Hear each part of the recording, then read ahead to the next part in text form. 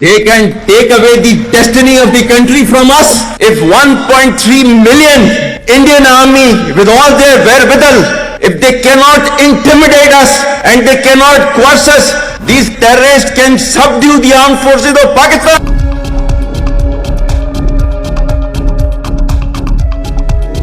Army chief general Asim Munir के दबंग खिताब पर इंडिया को मिर्चें लग गईं। भारतीय दफ्तर खारजा के तर्जुमान आर्मी चीफ के दबंग खिताब पर सवाल के जवाब में एक लाइन भी न बोल सके।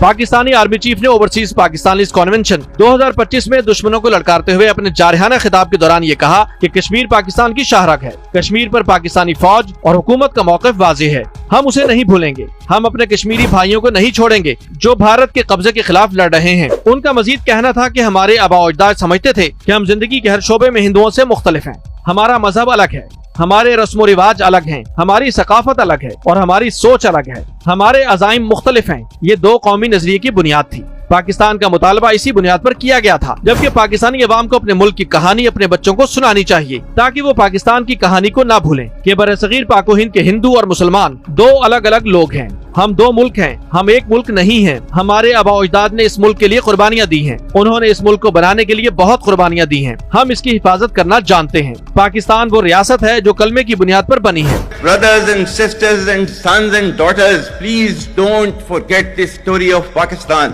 and don't forget to narrate this story of Pakistan to your next generation so that their bond with Pakistan, it never weakens. Whether it is the third generation or the fourth generation or the fifth generation, they know that what Pakistan is for them.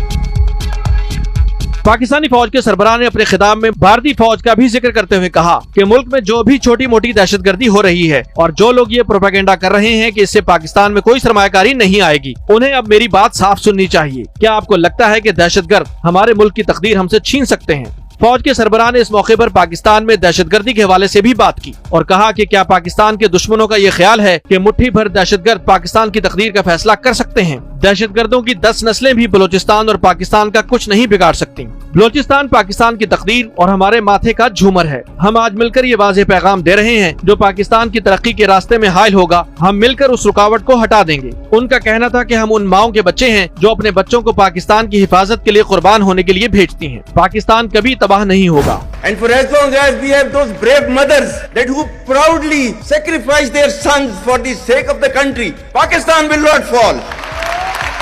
इस बयान के social media पर viral होने की देर थी कि भारत में हलचल मच गई और भारतीय दफ्तर खारजा के तर्जुमान रणधीर जायसवाल का बयान सामने आ गया। प्रेस ब्रीफिंग के दौरान भारतीय दफ्तर खारजा के तर्जुमान रणधीर जायसवाल ने पाकिस्तानी आर्मी चीफ के खिताब से मुतालिक सवाल के जवाब में सवाल करते हुए कहा कि शाहरग में कोई गैर मुल्की चीज कैसे हो सकती है। उनका दावा था कि कश्मीर इंडिया के एक मरकज के ज़ेर इंतजाम इलाका है और इंडिया का एक अहम हिस्सा भी। पाकिस्तान के साथ इसका वाहिद ताल्लुक इस मुल्क की तरफ से गैर कानूनी तौर पर मकबूजा इलाकों को खाली करना है।